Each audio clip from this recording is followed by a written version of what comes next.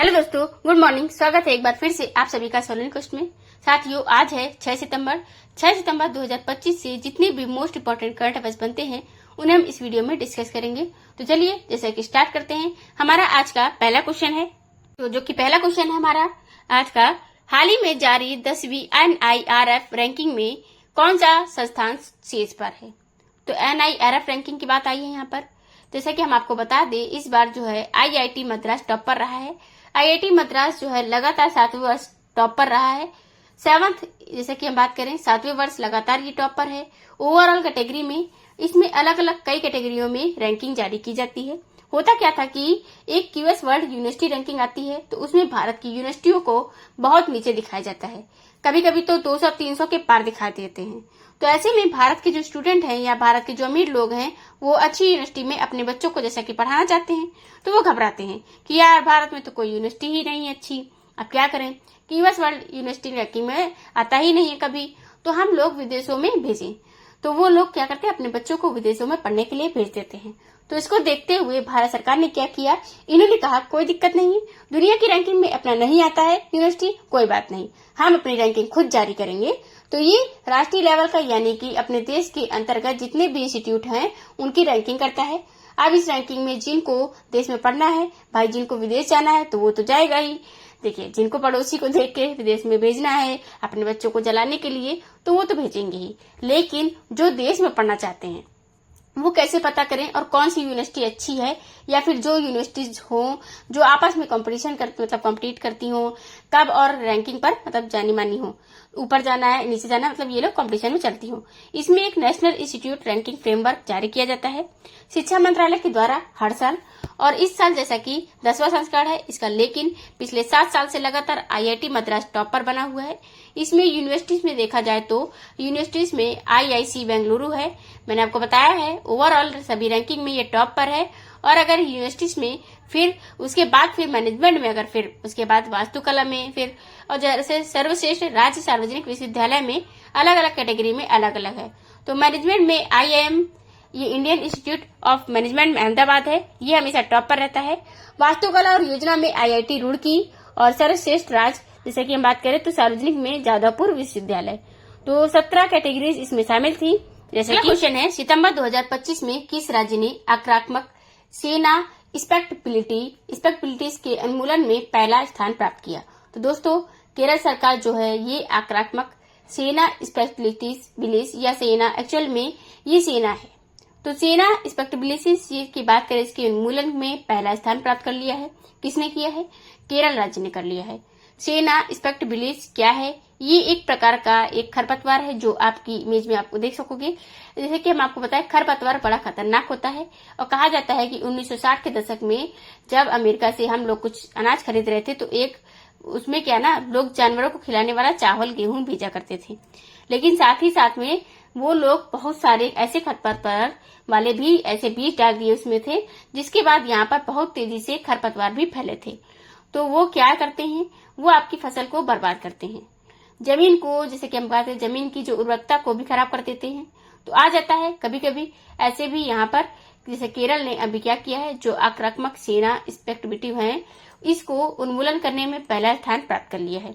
और भारत के सभी राज्यों में जैसा कि टॉप मतलब पहला किया है इन्होंने। तो केरल के वायनाड में 383 एकड़ जमीन में से इसको साफ कर दिया गया है पूरी तरीके से। ये 1980 के दशक में लाई गई प्रजाति थी, अब पश्चिमी घाटों में आक्रामक हो गई है, बहुत तेजी से बढ़ रही है। शुरुआत में देखो, ये घने जंगल, मिट्टी, इन सबको नुकसान पहुंचाते हैं, देसी पौधों का दम घोट देते हैं।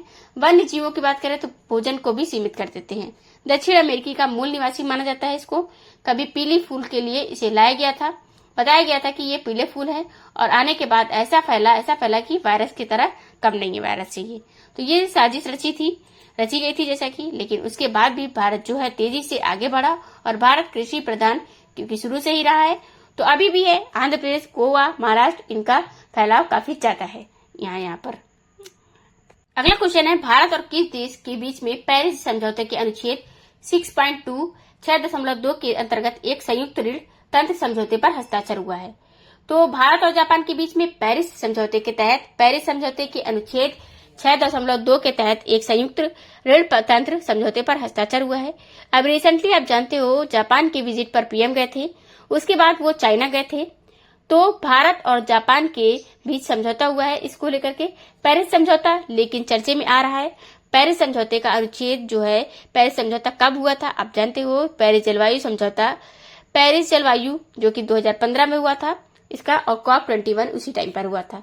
ये जलवायु समझौता जो है ये क्या है, ये कब हुआ था, तो जैसा कि कई बार इसको हम आपको बता भी चुके हैं, जैसा कि बहुत इंपॉर्टेंट क्वेश्चन हो जाता है, और ये 2015 में हुआ था COP21 के दौरान। COP21 के दौरान बहुत इंपॉर्टेंट है, और क्योंकि इस पेरिस जलवायु समझौते या कहें कि COP21 ले लो, तो COP21 के दौरान बहुत सारी चीजें नई निकल करके आई थी। जैसे इसी सम्मेलन में ISA का इंटरनेशनल जैसा कि सोलर अलायंस का गठन किया गया था, जिसकी अध्यक्षता भारत और फ्रांस संयुक्त रूप से करते हैं। हेडक्वार्टर भारत में है, गुरुग्राम में इसका। इसके अलावा इसी में ये डिसाइड किया गया कि ग्लोबल टेम्परेचर जो है वो 1.5 डिग्री सेल्सियस के आसपास में रखा जाएगा।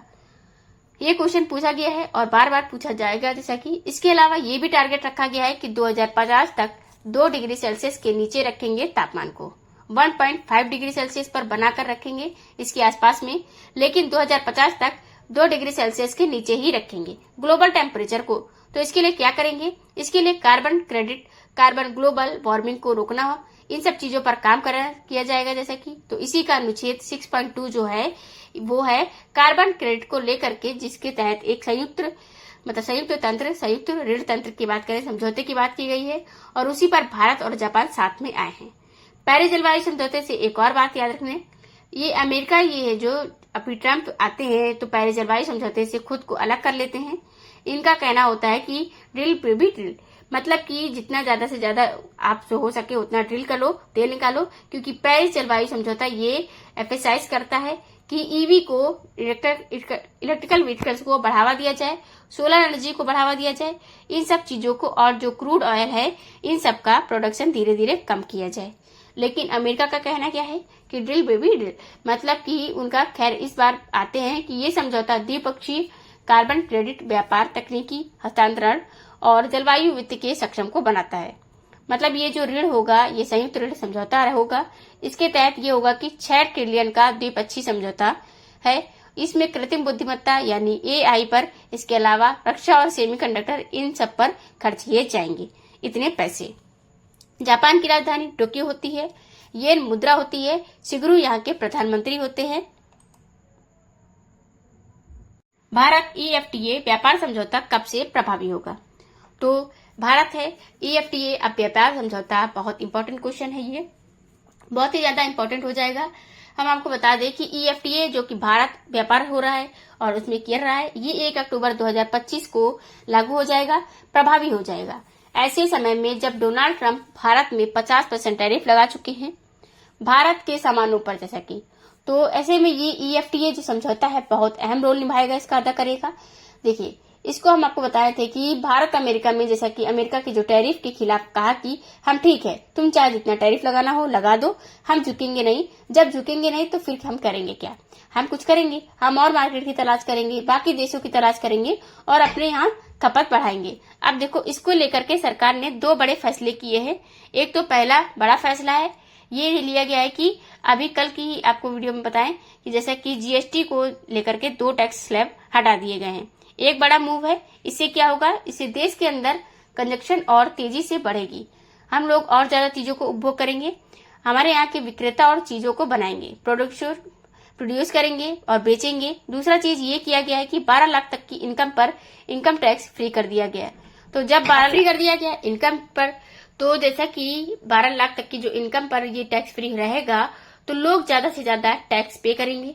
साथ ही साथ में जो एक बड़ी कैटेगरी है जो मिडिल क्लास की, वो इससे टैक्स से बाहर आ जाएगी, दायरे में रहेगी बाहर में, ठीक। तो होता क्या था कि अब जब 5-6 लाख से होने लगते थे ना लोगों की, तो वो लोग धोखाधड़ी करते थे, छुपाते थे, इधर उधर करते थे। अब क्या होगा कि जो 12 लाख से ज्यादा ऊपर कमा रहे होते हैं, वैसे ही दिख जाएगा कि ये कमाते हैं उतना, तो वो पे करेंगे। बाकी बहुत बड़ा जो होगा क्षेत्र, वो टैक्स नहीं देगा, उसे नहीं पे करना पड़ेगा। जब टैक्स नहीं पे करना पड़ेगा तो वो खर्च भी करेगा अच्छा खासा, तो यानी इससे और कंजक्शन बढ़ा। तो जीएसटी कम होने से और इन दोनों में कंजक्शन बढ़ा है। तीसरा चीज ये किया जा रहा है कि हम लोग एफटीए पर समझौता कर रहे हैं। बहुत सारे देशों से फ्री ट्रेड एग्रीमेंट जैसा कि आपने देखा कर रहे हैं। फ्री ट्रेड एग्रीमेंट के तर्ज पर आपने देखा कि अभी ब्रिटेन से हम लोगों ने फ्री ट्रेड एग्रीमेंट किया था कुछ दिन पहले ही। हालांकि वो 1 अप्रैल 2026 से प्रभावी होगा, यानी कि अगले फाइनेंशियल ईयर से लागू होगा, लेकिन समझौता तो हो गया है। कई सालों की मेहनत के बाद वो फाइनल हो ही चुका है। इसके अलावा ये जो EFTA है ये भी वैसा ही है कुछ। इसके अलावा और भी देशों से हम लोग लगे हुए हैं, मालदीव वगैरह, UAE वगैरह, इन सब देशों के साथ में कि आओ FTA करो, फ्री ट्रेड एग्रीमेंट होगा, यानी कि यहाँ पर टैरिफ घट जाएगा या ना के बराबर हो जाएगा। यहाँ पर जब हमारा सामान बिकने जाएगा तो फिर टैरिफ नहीं लगेगा। जब टैरिफ नहीं लगेगा तो फिर क्या होगा, अगेन यहाँ पर ज्यादा सप्लाई बढ़ेगी और भारत के जो एक्सपोर्टर्स हैं वो ज्यादा माल बेच पाएंगे।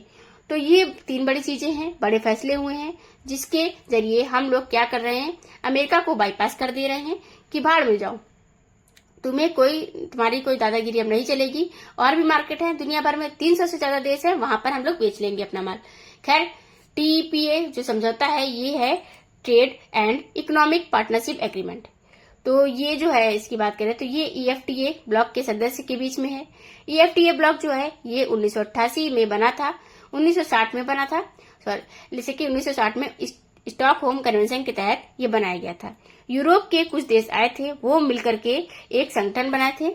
और जैसे कि अब EFTA ब्लॉक के आइसलैंड, लिंकटेनस्टाइन, नॉर्वे और स्विट्जरलैंड, ये 4 देश, इन 4 देशों के बीच में भारत के साथ हो गया है EFTA। तो यह कहें कि TPA समझौता हुआ है, trade and economic partnership agreement हुआ है।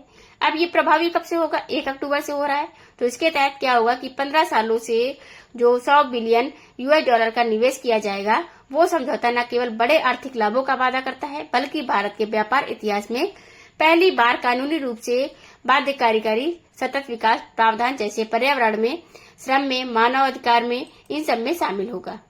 तो ये भी एक बड़ा मूव होने वाला है। अब हम बात करें इन 4 देश में बीच में, जान लेते हैं कि कौन कौन से हैं। तो आइसलैंड, लिंकटेनस्टाइन और नॉर्वे और स्विट्जरलैंड कहाँ पर हैं ये। अगर आप यूरोप का मैप देखोगे तो यूरोप में आपको इटली दिखेगा। इटली जो दिखता है तो जॉर्जिया मेलोनी का, जैसे कि इटली के ऊपर एक छोटा सा देश आपको दिखेगा, वो देश जिसने आज तक के इतिहास में कोई कभी युद्ध नहीं लड़ा है और ना ही कोई अभी तक का इस पर कब्जा कर पाया है, जैसा कि ठीक है। तो ये है स्विट्जरलैंड। स्विट्जरलैंड के जस्ट बगल में आपको छोटा सा एक देश मिलेगा, आपको मैप में दिखेगा, इसी के बगल सटा हुआ है जैसा कि। तो आप समझो जैसे कि भारत में कोई एक डिस्ट्रिक्ट ले लो, कि कोई एक जिला ले लो, जैसा कि आप सोचो, तो वही है जैसा कि। अब लिंकटेनस्टाइन वो हुआ है और स्विट्जरलैंड हुआ, तो ये स्विट्जरलैंड। इसके अलावा अगर बात करें, आइसलैंड हुआ, बड़ा सा है आइसलैंड। इसके अलावा वहीं पर अगर एक देश देखोगे आप, नॉर्वे दिखेगा आपको। नॉर्वे की राजधानी ओस्लो है और नॉर्वे की संसद के द्वारा ही जैसा कि दिया जाता है नोबेल पीस प्राइज, जिसके चक्कर में कौन लगा हुआ है, कौन लगे हुए हैं, जैसा कि ट्रम्प साहब। अब भारत इसी से समझौता ले रहा है। खैर, देखना होगा, अब तो अक्टूबर भी आने वाला है और अक्टूबर में ही अनाउंस होता है नोबेल पीस प्राइज। आपको क्या लगता है कि मिलेगा ट्रम्प को? जैसा कि क्वेश्चन है, भारत सरकार ने खनिज पुनर्चक्रण के कितने रुपए की योजना को मंजूरी दिया है? तो भारत सरकार ने खनिज पुनर्चक्रण के लिए 1500 करोड़ की मंजूरी दे दी है। अब ये भी इम्पोर्टेंट क्वेश्चन है, खनिज पुनर्चक्रण क्या है? खनिज पुनर्चक्रण को इंग्लिश में अगर बताएं तो बड़े आराम से आप समझ जाओगे, रेयर अर्थ मिनरल्स। मैंने आपको जैसे कि बताया भी था कि आजकल अगली लड़ाई जो होने वाली है वो होगी सेमीकंडक्टर की, और सेमीकंडक्टर और इलेक्ट्रॉनिक्स क्षेत्र में, चिप क्षेत्र में, वो देश वही आगे बढ़ पाएगा जिसके पास रेयर अर्थ मिनरल्स होंगे, अर्थ मटेरियल होंगी। ऐसे दुर्लभ अर्थ मटेरियल मिनरल्स जिनका उत्पादन करके, जिनका यूज करके वो सेमीकंडक्टर को और ज्यादा एफिशिएंट बना सकते हैं। तो भारत अब क्या करता है कि 95% से ज्यादा इंपोर्ट करता है, जैसा कि अभी तक। अमेरिका तो लगा ही दिया है टैरिफ। चाइना जो है उसने वादा किया है कि चाइना से इसी बात पर समझौता भी शुरू हुआ है कि वो रेयर अर्थ मिनरल्स देगा भारत को। इसके बाद भारत ने ये भी कहा है कि अब आगे आने वाले समय को देखते हुए, दौड़ते हुए देखना है ये होगा कि भाई अब भारत में कहाँ पर है रेयर अर्थ मिनरल, क्योंकि दूसरे देश पर डिपेंडेंसी ज्यादा ठीक नहीं है। और इसीलिए भारत अब एक नई योजना लाया हुआ है 1500 करोड़ रुपए की योजना है जो खनिज पुनर्चक्रण करेगी, मतलब वो खनिज दोबारा से खनन करेगी और ढूंढेंगी, एक्सप्लोर करेगी कहाँ कहाँ पर रेयर अर्थ मिनरल्स या मिलेथियम या कोबाल्ट, ये सब कहाँ कहाँ पर तत्व है। तो ये 1500 करोड़ की योजना है और ये जैसा कि 6 वर्षों के लिए है, 2025-26 से लेकर के 2031 तक रहेगी। क्वेश्चन हमारा, प्रत्येक वर्ष राष्ट्रीय शिक्षक दिवस कब मनाया जाता है?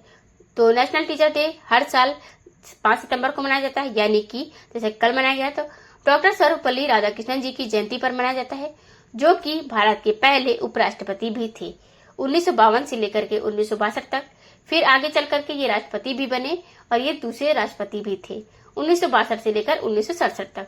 तो ये राष्ट्रपति थे, इनकी जयंती हुई है और इनका जन्म हुआ था जैसा कि 1988 में 5 सितंबर को मद्रास के प्रेसिडेंसी में हुआ था, जो कि आज के टाइम पर अगर बात करें तो तमिलनाडु में है या चेन्नई कह सकते हो आप। महान निर्देशक थे, दार्शनिक थे, जैसा कि कुशल शिक्षक भी थे। इन्होंने कई पुस्तकें लिखी हुई हैं, जैसे रविन्द्रनाथ टैगोर का दर्शन, the Hindu view of life, recovery of faith, ये पुस्तकें इनके द्वारा लिखी गई हैं और इनको 1954 में जैसा कि भारत रत्न से भी सम्मानित किया जा चुका है। भारत रत्न से सबसे पहले सम्मानित होने वाले ये भारतीय कौन है? सर्वपल्ली राधाकृष्णन जी हैं। इसके अलावा सी राजगोपालाचारी जी और सीवी रमन जी शामिल थे। पहला जो भारत रत्न दिया गया था पहले वर्ष, उनमें टेम्पल ट्रेनिंग जैसे कि बात करें रिटर्न प्राइज भी मिला था इनको। 5 अक्टूबर को विश्व पुस्तक दिवस मनाया जाता है। जैसा कि तो शिक्षक क्या करता है? पुस्तक पढ़ाता है। शिक्षक पुस्तक तो 5 सितंबर को जैसा कि 5 अक्टूबर को पुस्तक दिवस मनाते हैं। ये अगर उनसे रिलेटेड अन्य महापुरुषों की जो पुण्यतिथि है या जयंती पर मनाए गए दिवस को एक बार हम लोग रिवीजन करते हैं, जो दिवस अभी तक आए हैं। तो जो कि जैसे कि रिवीजन करेंगे, शुरुआत करेंगे जनवरी महीने से। तो जैसा कि पहला है 4 जनवरी को विश्व ब्रेल दिवस मनाया गया है। कब? 4 जनवरी को। 12 जनवरी को मनाया गया है राष्ट्रीय युवा दिवस स्वामी विवेकानंद जी की जयंती पर। 23 जनवरी को पराक्रम दिवस सुभाष चंद्र बोस जी की जयंती पर। 30 जनवरी को शहीद दिवस महात्मा गांधी जी की पुण्यतिथि पर। और 11 जैसे कि फरवरी को समर्पण दिवस मनाते हैं पंडित दीनदयाल उपाध्याय जी की पुण्यतिथि पर। 13 फरवरी को राष्ट्रीय महिला दिवस सरोजिनी नायडू जी की जयंती पर। 23 मार्च को शहीद दिवस भगत सिंह, सुखदेव और राजगुरु जी की पुण्यतिथि पर। 2 बार शहीद दिवस मनाया जाता है, आपको ध्यान रखना है, दोनों ही इम्पोर्टेंट हो जाता है, पूछा भी जाता है। 5 अप्रैल को जैसा कि समता दिवस मनाते हैं और जैसा कि समाज सुधारक बाबू जगजीवन राम जी की जयंती पर। अब यहीं पर 11 अप्रैल को राष्ट्रीय सुरक्षित मातृत्व दिवस कस्तूरबा गांधी जी की जयंती पर मनाते हैं। 14 अप्रैल को अम्बेडकर जयंती भीमराव अम्बेडकर जी की जयंती पर। 12 मई को अंतर्राष्ट्रीय नर्स दिवस फ्लोरेंस नाइटिंगेल जी की जयंती पर।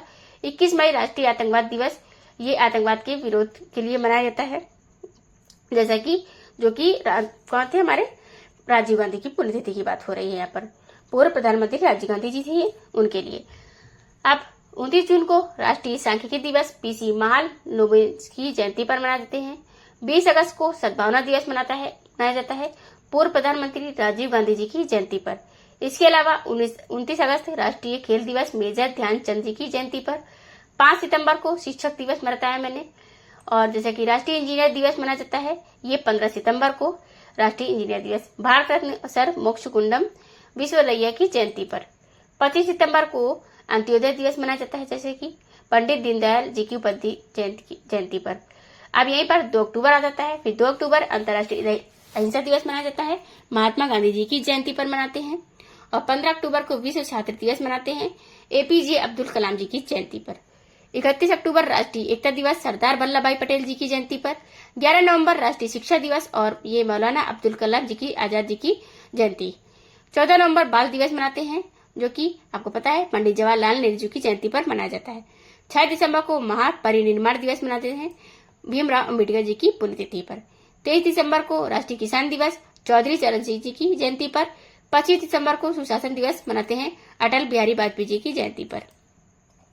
तो ये आपको रिवाइज करा है, जिससे कि आप समझ सको कि ये टोटल जो कि साल भर में जितने भी मेन जो होते हैं क्वेश्चन में बनते हैं, इन्हीं से क्वेश्चन पढ़ेंगे अगर बनेंगे पुण्यतिथि को लेकर के, जयंतियों को लेकर के या पुण्यतिथि। तो जो भी हमने आपको रिवाइज करा है इनमें से ही क्वेश्चन है, किस राज्य ने पर्यटन को बढ़ावा देने के लिए शरद ऋतु कैलेंडर 2025 लॉन्च किया? शरद ऋतु कैलेंडर 2025 तो इसको अभी लॉन्च किया है मेघालय सरकार ने। ये मेघालय जैसे कि मेघालय में पर्यटन को बढ़ावा देने के लिए लॉन्च किया गया है। जब से ये वाला एक केस हुआ है, कौन सा? वो था जो जा करके धक्का दे दी थी राजा वाला, जैसे राजा सिंह को, कुछ उसकी वाइफ का नाम नहीं याद आ रहा, तो उसने जैसा कि धक्का दिया था वो कांड हुआ था। तब से मेघालय की जो टूरिज्म है वो कम हो गई थी। तो लेकिन मेघालय ने क्या किया, अपने टूरिज्म को बढ़ावा देने के लिए यहाँ पर सेफ है, सिक्योर है, कोई दिक्कत नहीं है, सब लोग नहीं पहाड़ से खेलते हैं, तो इसलिए इन्होंने शरद ऋतु कैलेंडर 2025 लॉन्च किया है। इसका उद्देश्य है कि राज्य की सांस्कृतिक समृद्धि को प्रदर्शित करना और स्थानीय आजीविकाओं को मजबूती देना। अब जैसे कि मेघालय आप देखोगे ना, तो मेघालय जैसा कि आपको पता है शिलोंग इसकी राजधानी होती है मेघालय की, और मेघालय अपना बॉर्डर जो है असम से शेयर करता है, जैसा कि नीचे बांग्लादेश से शेयर कर रहा है। Conrad Sangma National People's Party से यहाँ के सीएम है। इसके अलावा गवर्नर है CH विजय शंकर। यहाँ पर उमियम झील है, नोकरोग नेशनल पार्क है, सिजूर पक्षी अभ्यारण्य है, बलपक्रम राष्ट्रीय उद्यान है, बलपक्रम पूछा जाता है, 12 जिले हैं, 60 विधानसभा में सीटें हैं, लोकसभा में 2 और राज्यसभा में यहाँ से सीटें जाती हैं 1, जैसा कि चेरापूंजी शिलोंग में, ये सब यहीं पर है। मासिन राम जो जहाँ पर दुनिया में सबसे ज्यादा बारिश होती है, ये कहाँ पर है, ये मेघालय में ही है। अगला क्वेश्चन है 15 से 17 सितंबर 2025 तक कहाँ पर 18वें विश्व कांग्रेस का आयोजन किया जाएगा। 15 से 17 सितंबर तक विश्व कांग्रेस होगा। ये आयोजन होगा इस बार UAE में, संयुक्त अरब अमीरात में, शारजाह में होने वाला है। शारजाह में वर्ल्ड कांग्रेस ये जैसा कि हो रहा है, और 15 से 17 सितंबर को एडवांस में आपको बता दिए हैं। जैसे आपको सिमिकॉन इंडिया बताया गया था, ऐसे ही अब देखो ये होगा 15 से 17 सितंबर के बीच में होगा। 70 से ज्यादा देश के जो प्रतिनिधि इसमें शामिल होंगे, भारत भी शामिल होगा। समावेशी शिक्षा, स्वास्थ्य, कानूनी अधिकार, रोजगार, इन सबको लेकर के चर्चा चलेगी इसमें। अगला क्वेश्चन है सितंबर 2025 में बिहार राज्य जीविका निधि साख सहकारी संघ लिमिटेड का शुभारंभ किसने किया। तो 2025 का है, जैसा कि बिहार राज्य आजीविका निधि सहकारी संगठन है, शुभारंभ हुआ है, तो इसका शुभारंभ किया है PM मोदी जी ने। बिहार राज्य जीविका निधि साख सहकारी संघ लिमिटेड, तो बिहार में इसका उद्घाटन किया गया है। बिहार में महिलाओं को इजी लोन प्रोवाइड करने के लिए, ये फ्री लोन जैसे कि प्रोवाइड करने के लिए शुरू किया गया है। तो जैसा कि हम आपको बता दें, 105 करोड़ रुपए स्थानांतरित शुरू हुए हैं। शुरुआत में 20 लाख से अधिक ग्रामीण महिलाएं इसकी लाभार्थी बनने का टारगेट रखा गया है। तो इसके तहत महिलाओं को, ग्रामीण महिलाओं को सस्ती डिजिटल रूप से सक्षम और ऋण सुविधा उपलब्ध कराने की दिशा में कदम है। अगला क्वेश्चन है उत्तर प्रदेश के किस शिक्षक को राष्ट्रीय शिक्षक पुरस्कार 2025 से सम्मानित किया गया है। उत्तर प्रदेश के शिक्षक की बात की गई है, तो यहाँ पर मधुरमा तिवारी और जैसा कि रामलाल सिंह यादव की बात करें, ये दोनों को मिला हुआ है। यहाँ पे हम बात करें तो इन दोनों को मिला है, जैसा कि नहीं, नीलम यादव जी को मिला है, शिक्षक पुरस्कार से सम्मानित किया गया है, हम आपको बताएं। और जैसा कि उसकी लिस्ट हम आपको बता दें कि जिनके पुरस्कार दिए जाएंगे, क्योंकि 5 सितंबर को राष्ट्रीय शिक्षक पुरस्कार दिए जाते हैं। ये राष्ट्रपति जी के द्वारा दिया जाता है शिक्षक दिवस के अवसर पर। टोटल 45 शिक्षकों को इस बार सम्मानित किया गया है। 45 शिक्षक जो है, इनमें से 21 शिक्षक जो है महिला है, 21 की लेडीज है, जैसे कि महिलाएं हैं। और यहीं पे बात करें, आपको याद रखना है कि 21 जो महिला तो है 45 में टोटल। अब बचे कितने, बाकी के पुरुष हैं शिक्षक। इस बार 35 ये दे दिया गया है, तो पुरुष 24 हैं, 21 महिला हैं। और जैसा कि हम आपको बता दें कि इनमें टोटल को मिला है और उत्तर प्रदेश में है, तो इनको आप देख सकते हो कि मधुमा तिवारी और नीलम यादव जी को दिया गया है ये पुरस्कार। लास्ट क्वेश्चन जो कल का था, जैसा कि क्वेश्चन 11, 67वां रमन मैग्सेसे पुरस्कार समारोह 7 नवंबर 2025 को कहां पर आयोजित किया जाएगा। तो ये मनीला फिलीपींस में आयोजित किया जाएगा। ये है जो कि क्वेश्चन ऑफ द डे कल का था। अब आज का क्वेश्चन ऑफ द डे है जो कि क्वेश्चन NCERT की स्थापना किस वर्ष हुई थी। तो ये आपको बताना है कि 1961 में, 1965 या 1971 या तो 1985 कब इसकी स्थापना हुई थी NCERT की। ये आपको कमेंट बॉक्स में कमेंट करके बताना है। वीडियो अगर अच्छी लगी हो तो लाइक एंड शेयर जरूर कीजिएगा। चैनल को सब्सक्राइब कर लेना अगर चैनल पर नया आए हो तो। टेलीग्राम चैनल पर आपको PDF मिल जाएगी, डिटेल PDF मिलेगी। टेलीग्राम चैनल का लिंक आपको डिस्क्रिप्शन बॉक्स में मिल जाएगा, वहां से आप सलोनी को सर्च करके टेलीग्राम चैनल ज्वाइन कर सकते हैं। Thank you for the watch.